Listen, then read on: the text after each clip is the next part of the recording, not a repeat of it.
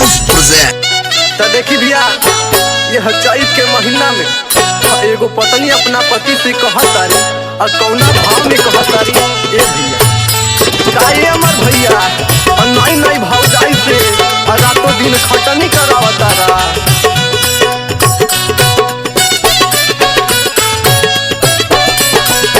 हमसे ना होई कटनी इतना ना करब खटनी जाइब ना सिवाहन बात महानी ये राजा हमार लगा दी बनिहार बात महानी ये राजा हमार लगा दी बनिहार बात महानी ये राजा। हमसे ना होई कटनी इतना ना करब खटनी जाइब ना सिवाहन बात महानी ये राजा हमार लगा दी बनिहार बात महानी ये राजा हमार लगा दी बनिहार बात महानी ये राजा।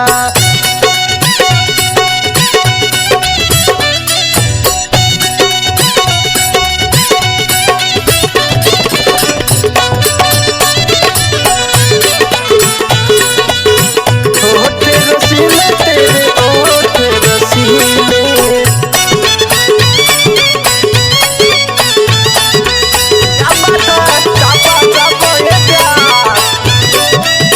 यही रे महीना हमें आइल हमर गवाना अब तही लग गहिल चाहिए तो के लवाना चाहिए तो के लवाना हो चाहिए तो के लवाना।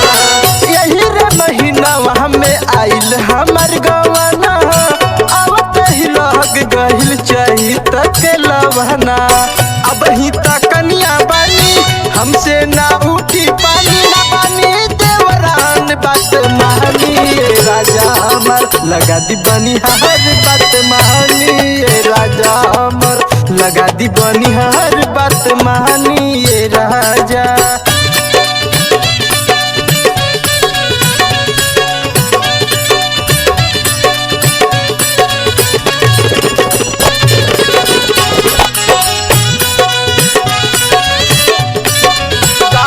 भैया भौजी का कुल मेकअप उतार दी है बता क्या बात है।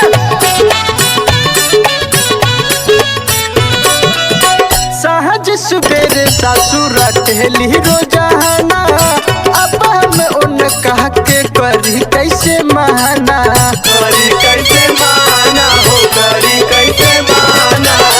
सहज सुबेरे सासुर टेली रोजाना अब हमें उन कहा के करी कैसे महाना। राहुल से पूछा तारी कहेली खोल कवारी सारी सारी रात बात महानी ये राजा हमर लगा दी बनिहार बात महानी ये राजा हमर लगा दी बनिहार बात महानी ये राजा।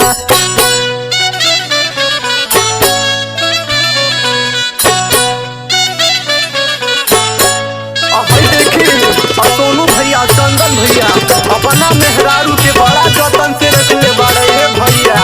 अब विशाल पांडे जी बारे अपना मेहरारू से गेहूं कटावता रे भैया मान जा ना।